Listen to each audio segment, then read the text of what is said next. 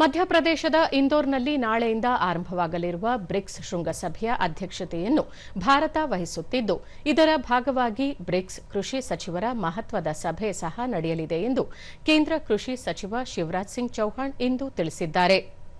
ಭೋಪಾಲ್ನಲ್ಲಿ ನಡೆದ ಪತ್ರಿಕಾಗೋಷ್ಠಿಯಲ್ಲಿ ಸಚಿವರು ವಿಶ್ವದ ಕೃಷಿ ಭೂಮಿಯ ಸರಿಸುಮಾರು 42%, ಕೃಷಿ ಹಿಡುವಳಿಗಳ 68% ಮತ್ತು ಆಹಾರ ಉತ್ಪಾದನೆಯ ಸರಿಸುಮಾರು 42% ಈ ಬ್ರಿಕ್ಸ್ ದೇಶಗಳಲ್ಲಿ ಕೇಂದ್ರೀಕೃತವಾಗಿರುವುದರಿಂದ ಜಾಗತಿಕ ದೃಷ್ಟಿಕೋನದಿಂದ ಈ ಶೃಂಗಸಭೆಯು ಅತ್ಯಂತ ಮಹತ್ವದ್ದಾಗಿದೆ ಎಂದರು.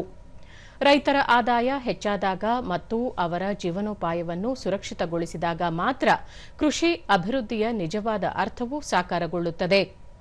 ಈ ಹಿನ್ನೆಲೆಯಲ್ಲಿ ಈ ಬಾರಿ ಆಹಾರ ಭದ್ರತೆ, ಪೋಷಣೆ ಮತ್ತು ಜೀವನೋಪಾಯಗಳು, ಕೃಷಿ ವ್ಯಾಪಾರ ಮತ್ತು ಸಹಕಾರ, ಹವಾಮಾನ ಹೊಂದಾಣಿಕೆ ಮತ್ತು ಸುಸ್ಥಿರ ಕೃಷಿ ಹಾಗೂ ಕೃಷಿ ಮತ್ತು ಆಹಾರ ವ್ಯವಸ್ಥೆಗಳಲ್ಲಿ ನಾವೀನ್ಯತೆ ಮತ್ತು ಪಾಲುದಾರಿಕೆಗಳನ್ನು ಬಲಪಡಿಸುವ 4 ಪ್ರಮುಖ ವಿಷಯಗಳ ಮೇಲೆ ವಿಶೇಷ ಗಮನ ಹರಿಸಲಾಗುತ್ತಿದೆ ಎಂದು ತಿಳಿಸಿದರು.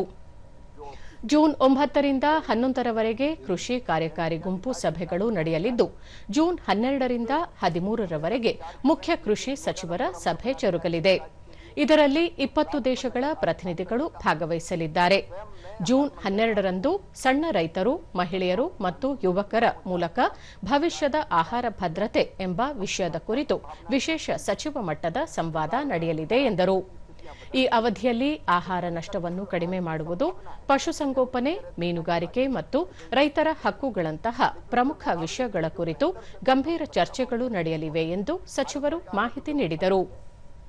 हम ये प्रयत्न करेंगे कि फार्मर आईडी का उपयोग करके किसान के पास जितनी जमीन है उसके हिसाब से कितनी आवश्यकता है खाद की, वो बताएंगे. कोशिश ये करेंगे कि दुकान भी उसके लिए जो हमने नई टेक्नोलॉजी का उपयोग किया है वो करना राज्यों के साथ हम शेयर करते हैं, क्योंकि जमीन पर तो राज्य सरकारें उतारती है, लेकिन ऑफलाइन भी खाद लेने का विकल्प उनके पास मौजूद रहेगा.